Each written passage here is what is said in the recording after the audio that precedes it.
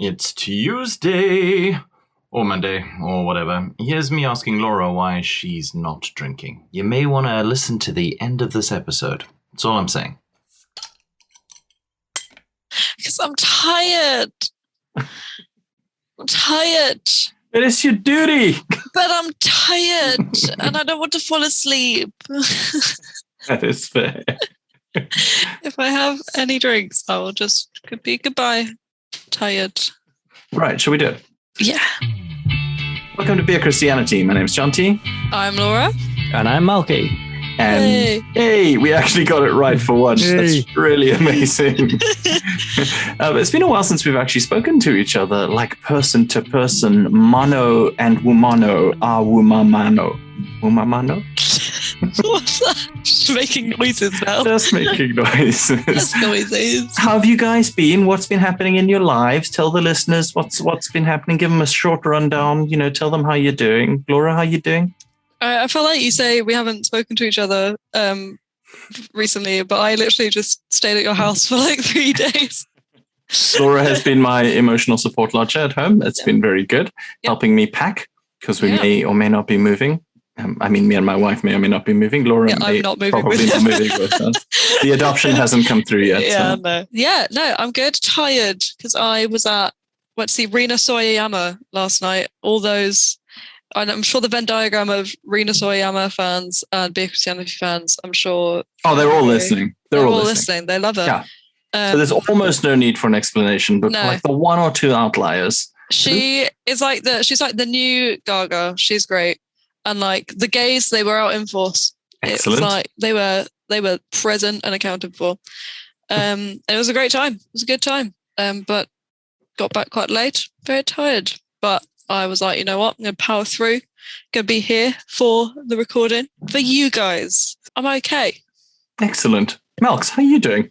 What's up? What's new in Malky Land? I'm doing very well because I've finished a work thing. Yay! Hey! So every month when I have my monthly deadline, then like the last 2 days are always, I think I'm fine. But apparently, according to people that I live with, you get a bit edgy and a bit stressed. And then once I'm done, I'm all like happy and bouncy. And it's like, hey, everything's fine. And then wife's like, no. Everything is not fine. Now you must account for your actions. Indeed. Atone for your sins. But I was also out at a thing last weekend. This is, gonna what's that? I'm just like, Laura's tired because she was at something yesterday. You're tired because you did something last weekend. Are you a parent? I'm still recovering because I went to the theatre and watched a man sitting down doing a slideshow. Ranulph Fiennes. Oh, nice. The guy who cut off his own fucking fingers. Yes, he did. I didn't know that bit. With a pair of clippers. Yes. It was electric. Yeah, with an electric thing. Like a jigsaw thing. Yeah, because he had frostbite, Laura, so he was just like, I'm tired of this shit. Cut him off. Cut him off. Damn, that's hardcore. He was advised to not get the operation immediately because he needed to let the like middle part of the finger heal while the dead bit just sit on the end. So the middle part would heal up enough for a surgeon to safely take it off. And he was like, I'll wait a couple of days and then just go to the shed and have a good old hack at it himself. But the feedback was positive. The surgeon was like, you've done a decent job. You did a reasonable job. That's good. That's the kind of hardcore man who is the father of Voldemort. Good shout. Huh. Yeah. Wait a minute. Uncle? Isn't Ranulph Ralph Fiennes' dad? We're Googling it. So Ranulph Fiennes is Ralph Fiennes' third cousin once removed. So not really his dad. Not really. Technically. So I think I'd say... I definitely thought he was dead. I thought he was like a historical man. I mean, he's properly... he's almost a historical man. He's in the 70s. I didn't realise when he said that you saw actual Ranulph Fiennes. I was like, someone's just put on a slideshow about Ranulph Fiennes. He is alive. He is not the showman. He literally like walked out and was like, okay, like bush, here we go. So we're walking through the ice. And it's like, yep. And then he like flicked his next slide mid flow of telling some story about being like up to his neck in ice water or something. And then it's like, oh, it's a break. Like stood up and left the stage. And then this sort of house music came on, and it's like, oh, okay. Like, wow. That's the interval. I wouldn't have pegged him as somebody who likes house music. There was a massive rave just in the middle. I am well. I went on the National Trust property today, and I've been doing some writing for Christianity magazine, and I even did Shock Horror, the Beer Christianity newsletter. I know. Was it about shock and horror? It was sadly not. Wait, maybe it was. I have no idea what it was about, but it was all right. People liked it because neither of us have read it. You guys haven't read it. I got lots of really nice comments back on it from people who said that they'd laughed out loud on trains and in restaurants and stuff because of some description of me half naked in a steam room. But that's all I can remember about the thing. You should read it though. Beer Christianity, the newsletter. Just Google it or go to beerchristianity.libsyn.com and there's links to it. So it's it feels more popular than the podcast. Like I've got a couple of friends that are like, oh, I've not listened to podcast. Oh, but yeah, Jonty's thing. Yeah, I read that thing. Yeah, which I'm surprised. I would have thought it would be easier to listen than to read, but apparently not. Yeah, very strange. Yeah, and preparing to move house and had Laura around and showed Laura her first Wes Anderson film. What did you think? I thought it was great. We watched Moonrise Kingdom. It was great. It was wonderful. I was very glad. And so I made Jonty watch Howl's Moving Castle, which was my stunning. Favorite Studio Ghibli film, and it was perfect. It was so beautiful. It was really lovely, and just I was surprised at how much I loved it. Though, as ever with Studio Ghibli, I see the kind of animist demon, nature gods, and I'm not a fundamentalist anymore, so I'm not angry. But I do have to occasionally go, you do know what that is, though, right? You know what that is, right? Because, yeah. It's not that bad in Howl's Moving Castle. It's not. In My Neighbor Totoro, when it makes the crops grow and stuff, I'm like, you know what that is. So, yeah. No, but it was really cool. And Laura's been very helpful in helping me move. And Malky's been very helpful in designing a cover for my novel, which is coming out next year, and which is looking very cool, and which Malky's going to give me the final drafts for tomorrow. Definitely remembers. You can see that in his Oh, yeah. Oh, yeah.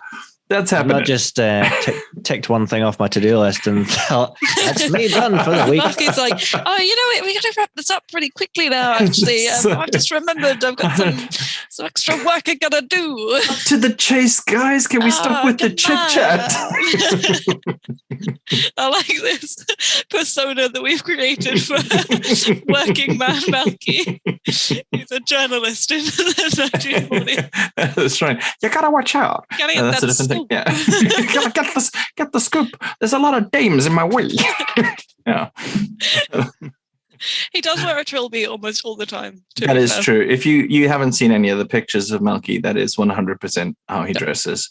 And it has one of those little pieces of paper in it. Yeah. And he has a pencil behind his ear. Yeah. Malky's left. Start kicking off. Do you think he's gone off to design my book cover? Yeah, I think so. See, no explanation. Okay, we're back. Hell yeah. Yeah, Malky had to go off to do some rock and roll shit. Yeah. Woo! Woo! Ow! Ow! Break it down, Malks. What were you doing? Giving my child some cowpole. Okay. Well, a cuddle and drugs. It works for me. Yeah. It's a nice weekend. Absolutely. That's what I'm expecting when I come to visit you. So drugs and cuddles. Drugs and cuddles. Malky's Drugs and Cuddles Emporium. And today's advert is next to today's sponsor from... Okay, so if you're listening to this, which of course you are, it's always a tautology, you're probably wondering, so what is this episode about? Now, by this point, we will have given it a title, which will probably make it a lot clearer. But right now, we're thinking we're going to answer some letters and we're going to ask the question, what is good about church? So, future Jonty here, just saying that we answered the letters, definitely, but if you're going to listen to this entire thing, if you're the kind of person who's going to be disappointed and annoyed if we didn't get to every part of what I just promised, then maybe you want to skip this episode. But if you are interested in what other people have been asking us, it's a great episode. You should carry on listening. Also, there's something at the end. Like I said, don't know if I've trailed it enough. These two things, because I think we often can be a little bit down on church. So that's why the second part. And the first part, because people have been sending us messages and we have been so bad at replying to them that we aren't sure which ones we've already replied to. And some of them are from quite these many months. Yeah, shout out to my friend Alicia, who sent me a message in January. Yeah. I promised would be on the podcast, but it will. It is. It's happening. It is right now. And she's still my friend. So there's that. Fantastic. God's grace and as expressed through his people is infinite. So that is lovely. So we're going to start with Alicia. Do you mind if I grab my glasses real quick? No, of course not. This podcast hasn't been interrupted at all so far, so I'm sure that's fine. I'm sorry. Okay, so this is from my friend Alicia. She opens her message saying, "Hi Laura, how are you doing? Hope you're enjoying the snow," which shows you. Wow, that's how long ago. This message was. Dear Beer Christianity, can't believe Boris became PM. So she's just said, I wanted to mention I have been listening to a few episodes of Beer Christianity. A while back, I listened to the one on race/racism that you recommended with the interviewee from South Africa, and also the one on patriotism you did more recently being over a year ago. I found them both very interesting and challenging. The latter in particular touched on a lot of things I've been thinking about and made me wonder about how there might be work to be done in this area in our own segment of the church. It's easy to shake our heads at some of the American evangelicalism, but as you were all saying, there's a danger of ignoring our own complicity here.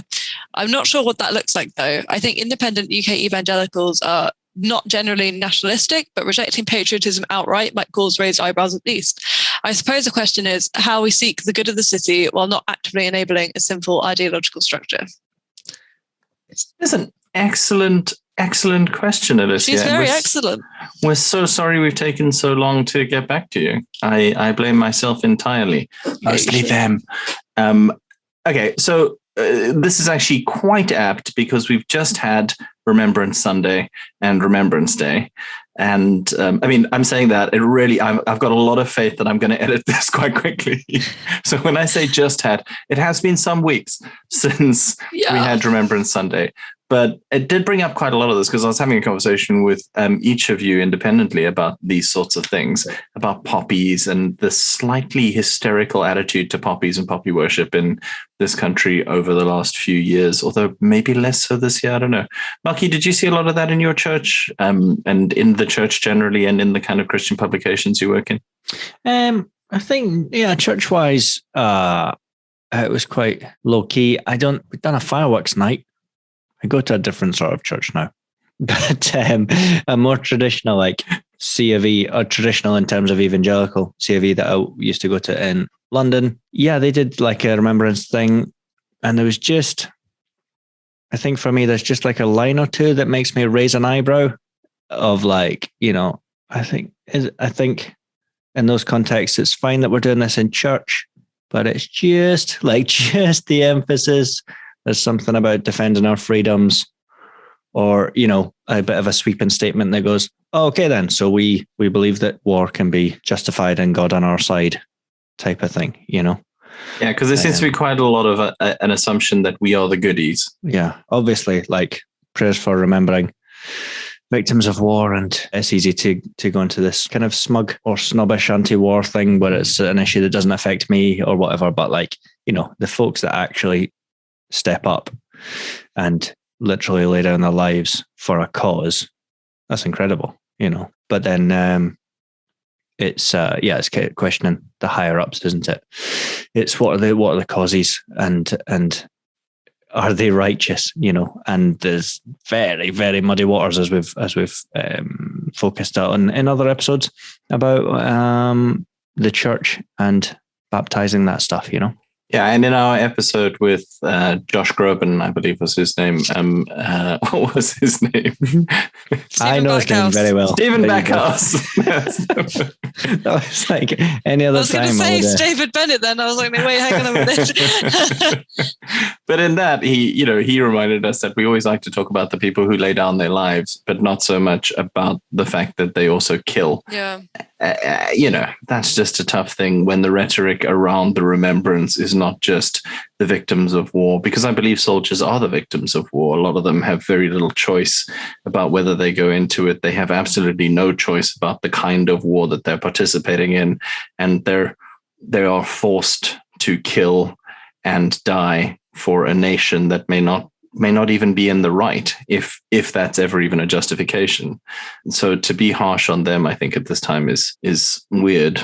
But to get super into the rhetoric and to be like, yeah, God's really smiling on these guys because they died for this specific country or they killed for this specific country, I find hard to kind of get behind.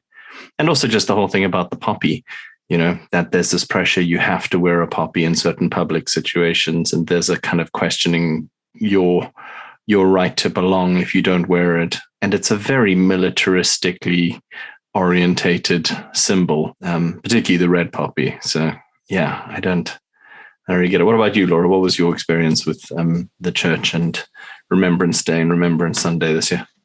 Well, my first thing was that I forgot that it was Remembrance Sunday. I didn't realize until I cycled to halfway to church and the road was closed that there was a thing going on, and then realized that I had incidentally dressed head to toe in red and black, including a red beret with a white flower on it, which I did not wear in church, but was like, oh no, oh dear. Happy girl.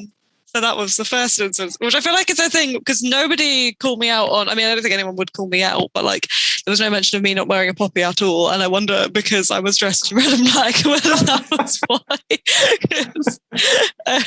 People quickly pinning poppies to themselves in case they offended you and your hyper-militaristic remembrance. The thing with my church is that the thing I commented to you, Jonty, is about how, because I go to a slightly more conservative church, so like there are some things that preach in church that I don't necessarily agree with, but and they're evangelical and Baptist.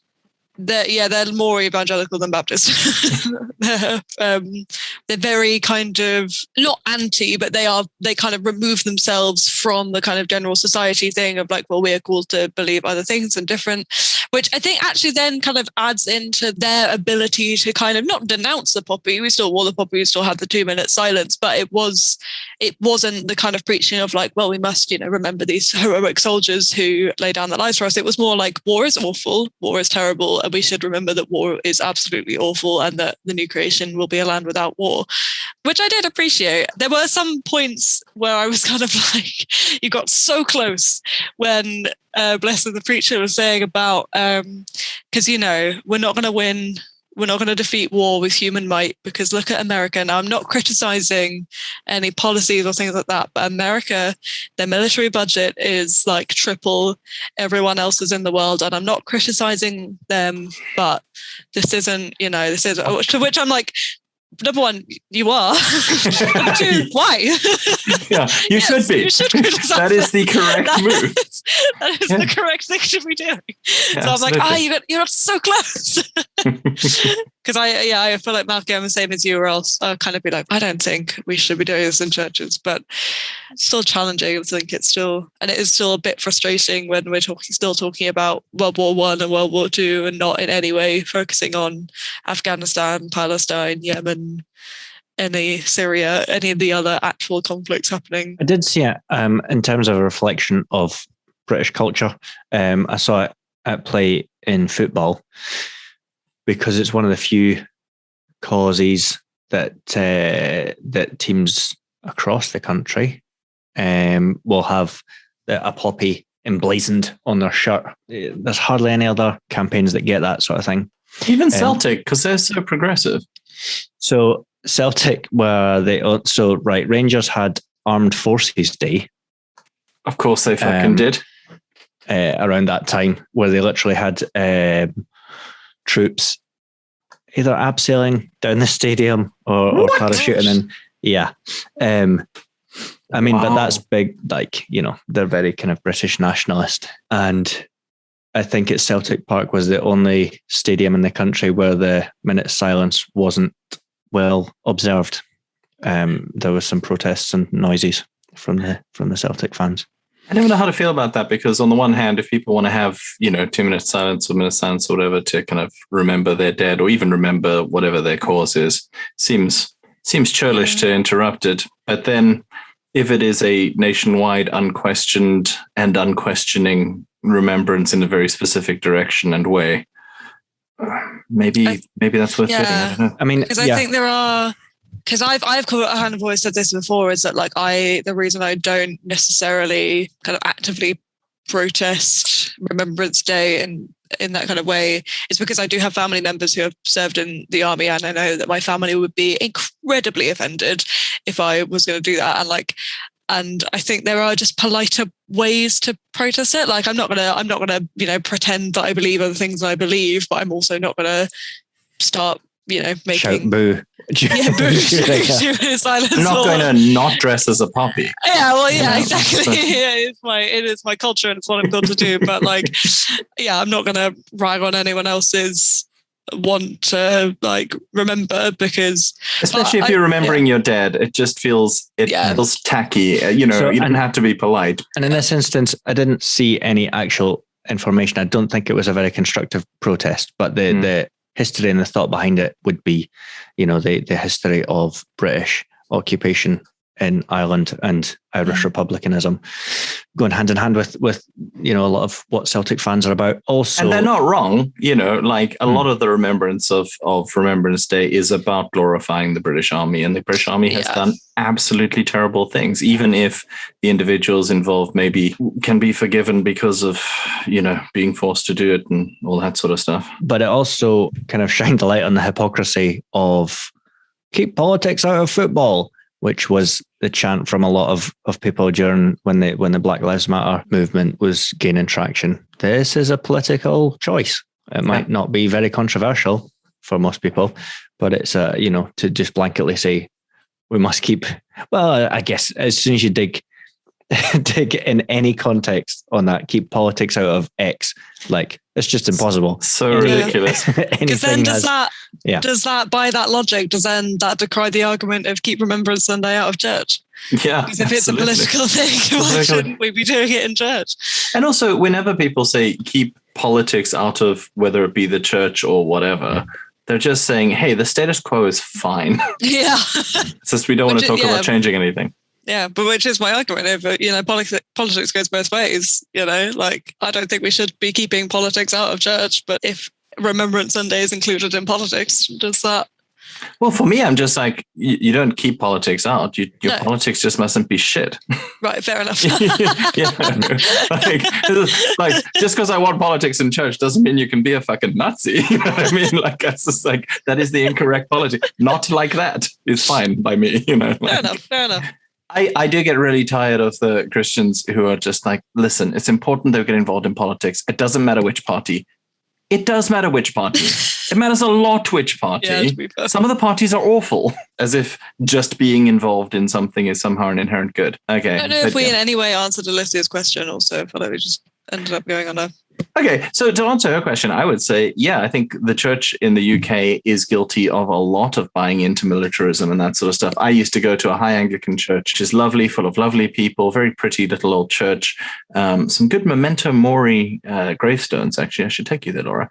But it has huge insignia from the local regiment. It has a giant coat of arms of Great Britain. It actually has a coat of arms. I was telling you about this. This is what you were telling me about the other day. I don't know if I've mentioned this on the podcast before, but this coat of arms, if you're not familiar with the British coat of arms, it has their two national animals, because they're endemic to this country, native to this country, the lion and the unicorn. Now, I don't want to criticize, my adopted country's coat of arms, but you have neither of those animals here in any large numbers, so I don't fully understand why you've adopted them as your guys, but that's fine. On this huge coat of arms that takes up an entire wall, it is taller than I am, painted on like wooden slats and put in this kind of big frame in gold and black and many colors and all that kind of stuff. You have the lion and the unicorn, both of which have erections. Full red rocket, like an excited dog humping your leg in a church. And it's to commemorate the nation's, like, is that what they mean by rampant? Is that Are you sure they're willies? Yes. Is it not like a sword Is or it something? not a leg? It's not a sword, Malky. No, it's a cock. That's what it is.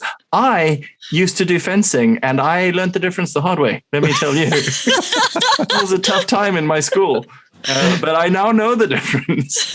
And that is. There's no mistaking what they are. I'm gonna go there. I'm gonna take a picture, or the next time you guys come and visit here, I'm gonna show you. It's amazing. But yeah, that's there. There's eagles in a lot of our churches, and this is part of the Church of England as well. And I know not every Church of England church is this much into empire and all that, but all the symbols of empire, all the symbols of class and national and local domination of the aristocracy over the working class, that's all just kind of entrenched in a lot of these churches. And you kind of understand it because, the Queen is the head of it. By the way, if we're talking about a nation that has lost its mind in terms of being slightly right-wing, when the Queen in this country dies, the church will lose its mind. It will lose its mind completely like the rest of the country. I have absolutely no doubt. And I don't think it's going to be long. Yeah, as well. She's not looking good. Mm-mm. But, we wish her a speedy recovery and all the kinds of things that you definitely have to say if you don't want to get on a list here. Yeah, I don't want to wish her dead. No, obviously. Just saying, she's a very old lady. But yeah, I don't think we have that much. I think we're just more polite than the Americans, to be honest. I think there are a lot of American churches that, through kind of the Tea Party movement and even Trumpism, have decided that they no longer really believe in the nation. And even when you think about Westboro Baptist, now Westboro Baptist are wrong about, 99% of things, but their idea of God hates America may be an extreme way to put it, but it came from a thing of like, don't assume God is on the side of this nation. This isn't a Christian nation. This isn't a nation seeking his heart. Is not incorrect. They're it's hideous that they picket people's funerals and that sort of stuff because that's unkind and unloving. But the idea of God is not on the side of your soldiers anymore than he's on the side of your wealthy or your celebrities or any of that kind of stuff, it's not incorrect. They're just awful people. And also the point that they're making larger about that is that God hates you, and that is a heresy and a sacrilege. So awful people. And but there's something in there. And I think a lot of churches have kind of disconnected from the idea of nationhood, at least the more kind of truly evangelical ones, maybe. Or maybe I'm wrong about that in the States. American listeners, correct me. But a lot of churches here, I'm always surprised when a church that is not part of the established church, it doesn't have the Queen as its head, still seem to be very attached to, but our nation, like evangelical churches and Protestants generally, who are supposed to think of ourselves as kind of sojourners and exiles in Babylon, to then go, yeah, but I mean, these guys, obviously God's on their side. Like, why? Why would you assume that? I think it's certainly not a kind of trendy, woke, progressive position, like you look at the history of the Baptists and the Anabaptists, a community that's apart and not involved in that way. Yeah, it's pretty traditional. Like your friend says, Laura, you want to see the city that you're in prosper, but that doesn't mean that it's this city right or wrong. That seems bizarre. I think mostly it's just a fairly unquestioning kind of just going along with culture. Because again, like the Poppy Day in Remembrance is big in Scotland, because it obviously affects lots of people, and did in the past. But with the Queen stuff, not so much, so because it's not as big a deal with the normal Scottish person in the street or Scottish culture. Therefore, churches aren't as engaged with that, I guess I would just like to see the churches that go on and on about how we shouldn't be conformed to the thinking of this world when it comes to accepting somebody whose sexuality you're uncomfortable with. don't seem nearly as freaked out about being conformed to culture when it comes to this sort of stuff. And I just find that weird. Like, I would have way more respect for those guys if they, and I guess coming from conservative church, that's kind of what you're seeing, Laura, is like, yeah, because it's kind of that they are very integral with what they believe, and they're not going to go along with that culture for that thing. And like, that's why you kind of see it to an extent with kind of the Poppy Day and stuff like that. They'll still do it, but I do wonder if that is the kind of keeping up appearances almost in a way of just like, because I honestly couldn't imagine any kind of church that wasn't known to be like a radical church to just say, no, we're not going to do Remembrance Sunday, because like people would be, I don't know, I guess, yeah, like I just couldn't fathom a church doing that, because it's just that's what bugs me about it though. Yeah. Because if it's now there's a compliance element to it. You must conform and you must comply. That bothers me. That's the people I feel really bad for is like, I've seen fewer poppies this year than I've ever seen on the street, and especially a lot of young people and kind of even, early adult people just clearly have had enough questions raised in their minds to go, well, this isn't necessarily an unabated good. So we're just we're maybe gonna not do that unless they're Muslims.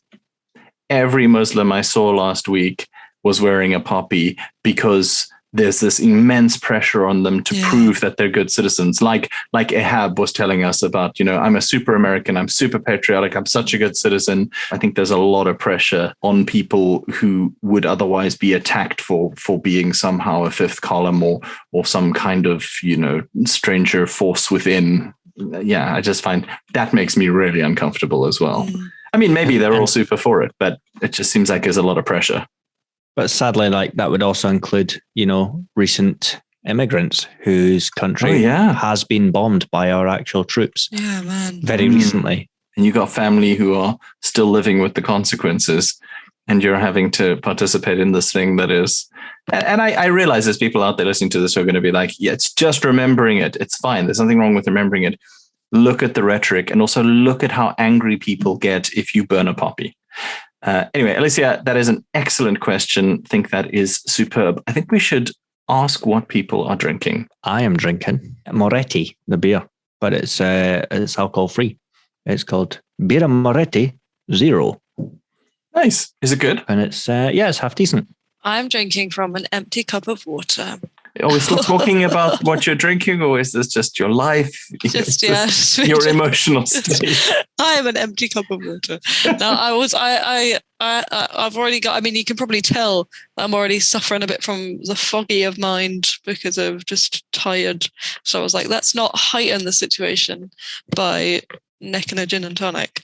So I have elected to be another member of the teetotal club, which is unlike me. I am drinking a craft Italian cider called Angioletti Reserva, and it is cheap and it is sweet and it is a pleasant shape. So 2 out of the 3 is just like me. A bottle of Prosecco. Exactly.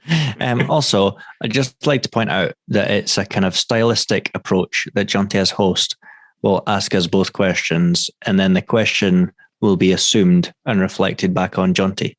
Because I just feel like it sounds a bit sad sometimes. Like, how are you doing? Oh, that's lovely. How are you doing? That's lovely. Well, and also I'm doing fine because, no one's like directly asked you the question. I'm just like, I just assumed just because you fuckers don't care. Is that correct? Yeah. Yeah, there's that too. There is. Oh, yeah, because, okay, wait a minute. This is actually a very good point. My church on Remembrance Sunday, thanks for asking. You guys are lucky I don't have some kind of neurodivergent brain problem, or I would have totally forgotten what I had to say about that. Just assume that the question will be answered. Hey, Jonty, do you have any thoughts and reflections on, your church's engagement with Remembrance Sunday? What happened to you? No. No. No. Yeah, I do actually. Thank you very much for asking. I was walking up to the church, and I think it was just after the bit where they do the minute silence. I hadn't realized, but walked into the church. They were singing a song which I think had been going for more than the time that, that there was there. So I don't know if they remembered. I think they just kind of, and not out of any kind of particular ideological thing, but they're just like, well, this is how we do church, though. Why would we interrupt it? Is it the franchise thing? It is the franchise thing, but I'm saying, like, is that part of the, if there's a kind of package deal of like, this is how our services go?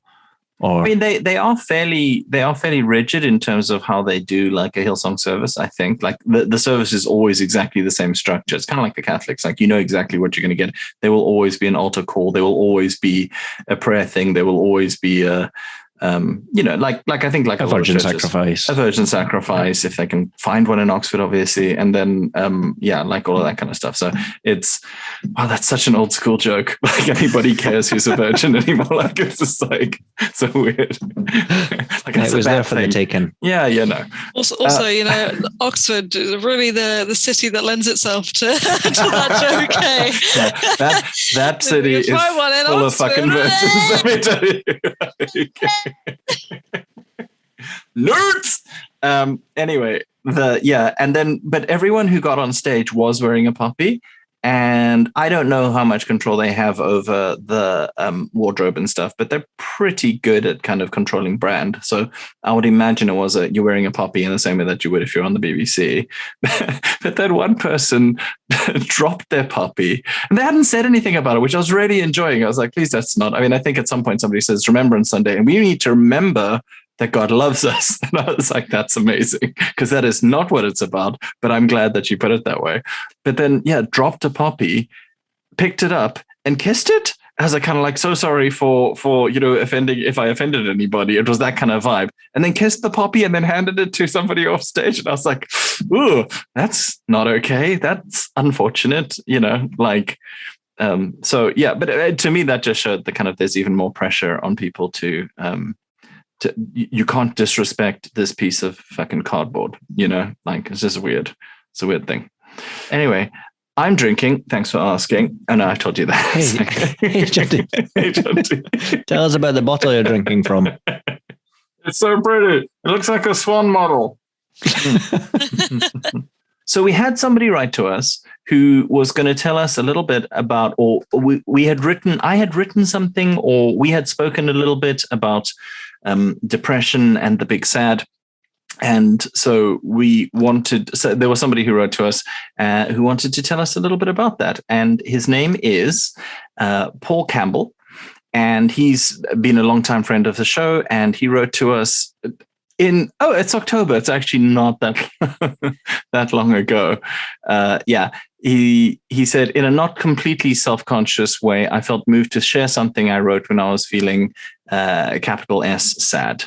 And it's a little bit of a prayer. So if you're feeling down, if you're feeling like you're dealing with a lot in terms of mental health, if you're feeling like depression is kicking your ass, I know that comes up quite a lot on this show just because I have often just been AWOL because I've just had the big sad. Paul wrote and said, so sorry for so little preamble. I suppose a drive-by praying could be as traumatic as a drive-by shooting. So I'm sorry if that's the case. But if my leading is anyway inspired, I know it'll be accepted as the gift it's intended to be, which is very kind of you, Paul. And we do accept it. And we're going to read this prayer for anybody who is feeling kind of sad. Side note, though, I am not feeling nearly as sad as I have been for the last 3 years. That's a win. It is a win. I'm win. Feeling very grateful and very happy. And I still cried a fair amount this week, but, still feeling happier. So that's good. And I didn't see you cry at all. And I didn't cry once while you were here, actually. There you go. Yeah. That's a wonderful thing. Yeah. As soon as you left, though, just the weeping all the time, gnashing of teeth. In the car on the way home, get sackcloth out. I mean, crying's fine as long as you hide it from people. Yeah. That is important. Obviously, if you're listening to this and you're sad, I hope you're ashamed. Also, at the gig that I was at last night, she introduced one of the songs by saying, "This is a song I wrote about depression," and all the crowd went, "Yeah!" Which I thoroughly enjoyed. Oh, those are my people. I should have been there. It's great. Okay, but here's Paul's prayer. Eternal and infinite God, I feel suffused with sadness. Besides this particular sadness, I am painfully conscious of being so far from you. I am your creature, you are God. I am broken, you are wholeness. All my fullness is empty vanity, all your emptiness is unimaginable fullness.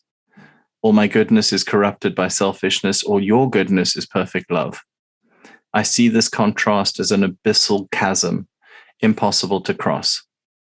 Help me to remember that you have always already closed that chasm and defeated all division through the cross of your Christ and our Lord Jesus, your living word. Remind me that he alone sustains all things in creation, heals all brokenness, redeems all vanity, transforms all things to goodness. Cultivate in me the fruit of the seed already sown in my sadness, the recognition that my nothingness leaves room for your allness. Help me to realize that this sadness is itself your gift, and that in embracing it, I may feel not sadness in my lack of a worthy offering, but joy in the abundance of my need for you.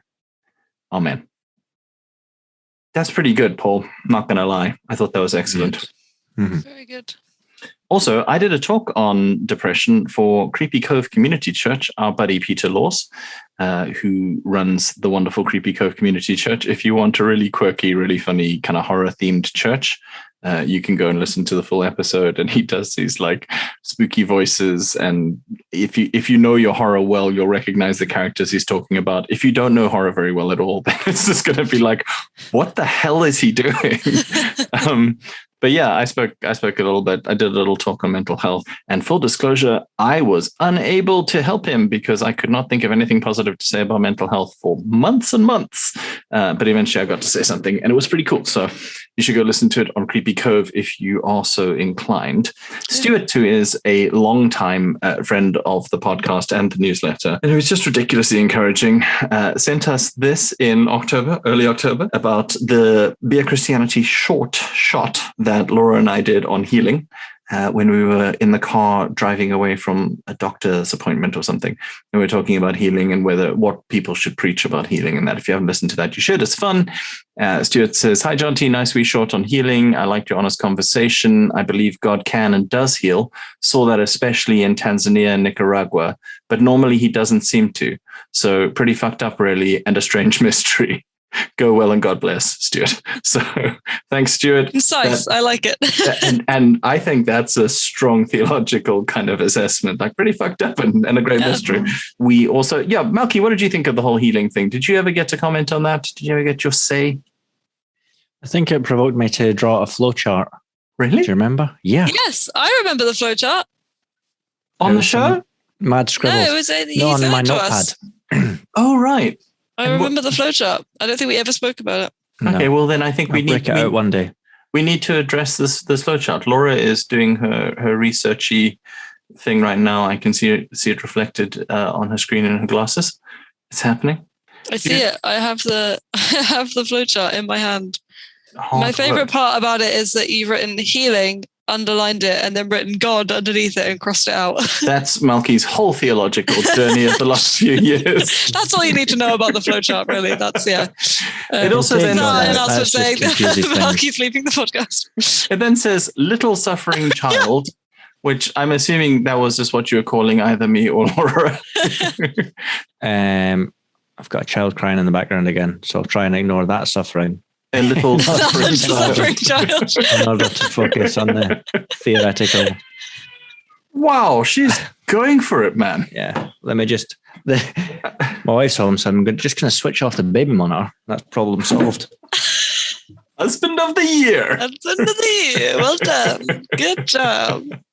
Okay, let's tell the listeners what this looks like. So you got God can't, that's number one. God won't. God won't, and God doesn't, some other unknown thing. Those are your different options. Some Listen, this is not for public or. This is a terrible flowchart. It is. you're a designer, Malky. I thought you were going to say you're a disgrace, Malky. Malky, you're a fucking disgrace. It's like a page of someone's journal when they're just, putting down some mad. It's fair game to read. Free flow jazz thoughts. And then, and then I was like, I think I sent it as like an example of like, oh, look, I wrote a mad page about things that I was thinking about. Not like, this is a polished thing. We must send this out to the people. So I shouldn't have just tweeted it to people to say, listen, what do you think of Malky's flowchart? Please at him. If there's anything in his theology that you don't like, for instance, crossing out God. No, it'd be interesting to talk about some point in my life. But it's kind of, for me, just a breakdown of my logic of trying to tackle a theodicy. Is God able but not willing, or not able? All that sort of stuff, But ultimately, I agree with Stuart's summation there. Yeah. There's a paradox somewhere, basically. There's a paradox or contradiction. If there's not, then, you've got something wrong. Yeah. It's where you put that paradox, or where you're happy to contest. Okay, this bit doesn't add up. Either God's totally sovereign and doesn't look loving at all, but somehow that's the mystery. So for the Calvinists, that's where the mystery is. Shit, am I a Calvinist? I'm not a Calvinist. I've driven a lot of women to Calvinism, or Calvinist men, but I myself am not one. And then just exploring like, what if God isn't in control in the way that I would have traditionally thought, or his control's different, or he's given up control or something. Yeah. Or that's where the paradox is. God is loving and is doing everything he can and will, but there's some kind of power limitation or something, but he's still sovereign. That's where the contradiction is there for the other end of the spectrum, And I just always kind of default to, he probably knows what he's doing. We're not that smart. You probably won't be able to work it out. It's not comforting to tell someone, but in terms of what I actually believe, like, I don't think his power is limited, but maybe it is. But even if it is, he's choosing to allow it to be limited. And, I just have to believe that he is doing the right thing, because he is incapable of doing the wrong thing, so it must be our failure to understand, be my position always with that. Like, I just think I'm strongly opposed to me of 10 years ago. In terms of, I have a strongly young, anti-young Malky orientation. Of just like anything that happens is God's like active will and for his glory. And, and we've got a good shot of figuring out why or something, So, yeah. And I think the arrogance is thinking that you can explain it down to like the minutiae rather than, But big picture, I can kind of see that, in terms of God allows freedom in order to, for things to unfold as they will. But like, any instance of suffering or, abuse or whatever, to say like, okay, that can be used for something beautiful, or your experience, your horrific experience or trauma you can help others work through that. If you found healing, you can help and sit with other people through that. But like, then to do it, make that to say that's causal relationship. Yeah. Oh man, that was so worth it. Like, I just never understand why it's always like, why did God do this? I'm like, motherfucker, there was a dude right next to you who did that. Do you know what I mean? Like, I was like, at no point did God shoot you in the face. Like, why are you so angry with God and not with the motherfucker who shot you in the face? Do you know what I mean? Like, that just seems weird to me. Like this seems a weird kind of deflection of like, but what about that dude? Like that seems, why is he allowing these wars? Okay, but there are people who are prosecuting the wars. They're allowing the wars. Yeah. Like I don't. Yeah. All right. And I think it was chatting to you years ago that like just the theological notion of shit happens. Yeah. Was kind of, allowed in my mind for the first time. And as well, like natural disasters, why? And I think it was your point that like, well, it's only a disaster because there are people living on that fault line, where these plates moved, and an earthquake happened. Yeah, the wave is only a disaster if you're in its way.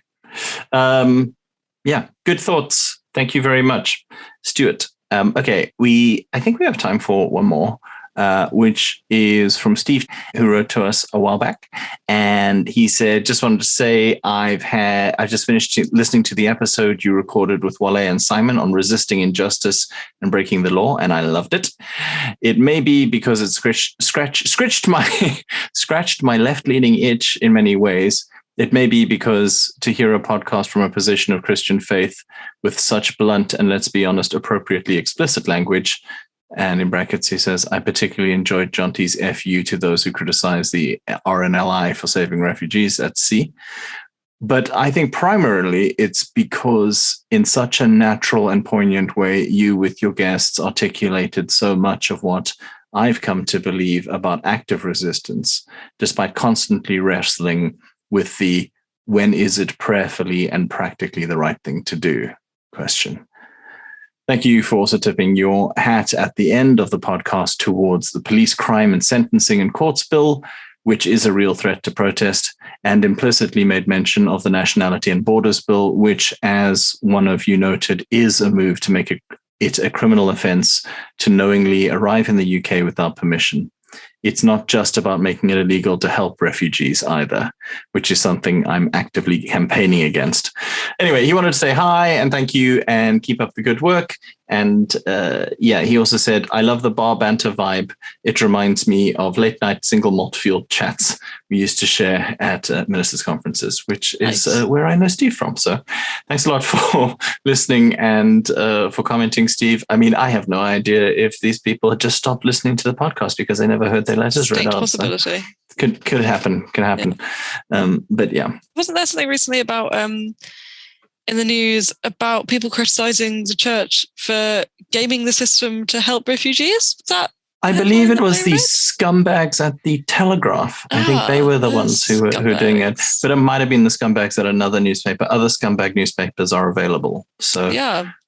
Which is, don't do that. Yeah, no, that would be terrible. And also just the total lack of understanding of conversion as being part of the Christian doctrine when all the time you trundle out your supposed commitment to Christian values and then you fucking criticize people for converting, you absolute knobs. Hate them. Yeah. I mean, I love them. I don't love them. I want to love them. I'm commanded to love them, but I don't. Struggle. It's always... Yeah, it's a struggle. It really is. Okay, so it looks like we're pretty much out of time, which is a shame because we definitely opened the show at some point by saying that we're going to talk about all the good things we love about church. And it feels like we're making a point by not getting to that. We do want to do that. we are not EXvangelicals. Well, I'm not an EXvangelical. Malky, would you consider yourself an EXvangelical? I only recently heard the phrase and I love them kind of. Is that a portmanteau? That sounds right. Or is that a contraction? It's about 10:30. Fancy words. Yeah. The old Brangelina. That's the example. That's a portmanteau. Is it a neologism as well? Yeah, portmanteau. Are all portmanteaus neologisms, though? What the fuck? By definition. What did you just say? A neologism. Neologism. I'm out. Because we mentioned jism. That's the one. No, I know the term portmanteau, and I'm going to say term because I don't know if it's a word or a bunch of words. I was listening to a comedy thing that happened to be on Radio 4, and people were saying it. I thought I could confidently use it without you guys making it awkward for me, but apparently you've taken that away from me as well. It is a good word, though. A good word. What a good word. Portmanteau. Oh, It is. It does feel a little bit like it's furniture, though, like fancy furniture or something like it goes around the house. Keep in or put on a portmanteau? I would put photos of other people's families on the portmanteau. That's what I would do. Malky? Probably just like extra bedding and stuff I'd put inside it. I feel like I would keep my liquor bottles inside it. Excellent. Because it's port. I would keep a man and a toe. But thank you for your genuine question, Jonty. No, I wouldn't. I would call myself, I would say I'm no longer an evangelical, but I wouldn't say I'm an ex-evangelical. That sounds a wee bit kind of triumphalist or something. Or just a new badge, a new label. Yeah, it feels very evangelical to call yourself ex-evangelical. Actually, it's got a very similar vibe. Well, anyway, I can't even remember why I was asking that question. Because of the good things about the church. Yeah. So I don't think we are super anti. Laura, you wouldn't call yourself an ex-evangelical? I don't like labels. Oh, wow. But like she goes to admittedly conservative evangelical Baptist church. Yeah. And you don't fully fit into it. So yeah, I feel like, but you still go to it. So you couldn't possibly be an ex-evangelical because they wouldn't be seen dead. Sure. Yeah. Okay, fine. Just let us tell you what you are. Yeah. Aye. The point being that we do actually think there are good things about the church. We just don't have time to tell you about them right now. It's a really long explanation to be like, just be cool. Just be cool. Anyway, you've been listening to Beer Christianity. Thanks for listening to us. It's been nice to talk to you, all three of us together again. That's been lovely. And I still have an episode of this where Laura and I traipse around graveyards and we eat the Halloween Christian hot cross bun, which you should listen to the episode to find out about. So if you're interested in hearing that, drop us a line to encourage me to edit it. And then I will do that. Are you planning to put this episode out before? Absolutely, I am. Great. Because I think they have about the same level of complexity in terms of editing, but this one's longer and will feel more like a proper episode. Oh man, I was listening to Adam Buxton's podcast recently, and he did that really smoothly. He bookends it with some chat at the beginning, that's up to date, so it feels up to date. He obviously does that just before you publish, but then he'll quite confidently go, and here's a interview that we recorded back in June or something. Oh, nice. Oh, not like, I used to do sorry, that we're such slackers. Yeah, that's true. Here's some old stuff. We should just own it. Yeah. It was good. Just get Jonty before you publish, just quickly go, it's Tuesday. And then there you go. Okay. All right. Totally. We'll do that. Thanks a lot for listening. This is Beer Christianity, in case you're wondering or you forgot. beerchristianity.libsyn.com. Get in touch with us, beerchristianity@yahoo.com, and you can also find us on Twitter and YouTube and all the other places. Do review us if anyone still takes podcast reviews. I've no idea if that's a thing anymore. And do share us with your friends if you like them and follow us and do all that kind of stuff. Thanks a lot for listening, and goodbye. Bye. But I'm tired and I don't want to fall asleep. I'm tired. Yeah. I'm tired. Yeah. I'm tired. And I don't want to fall asleep. I'm tired. I'm tired. I'm tired. And I don't want to fall asleep. If I have any drinks, I will just be goodbye. If I have any drinks, I will just be goodbye. Because I'm tired. Be goodbye. Because I'm tired. Be goodbye. Because I'm tired. Be goodbye. If I have any drinks, and I don't want to fall asleep. I'm tired. Yeah. I'm tired. Yeah. I will just be goodbye.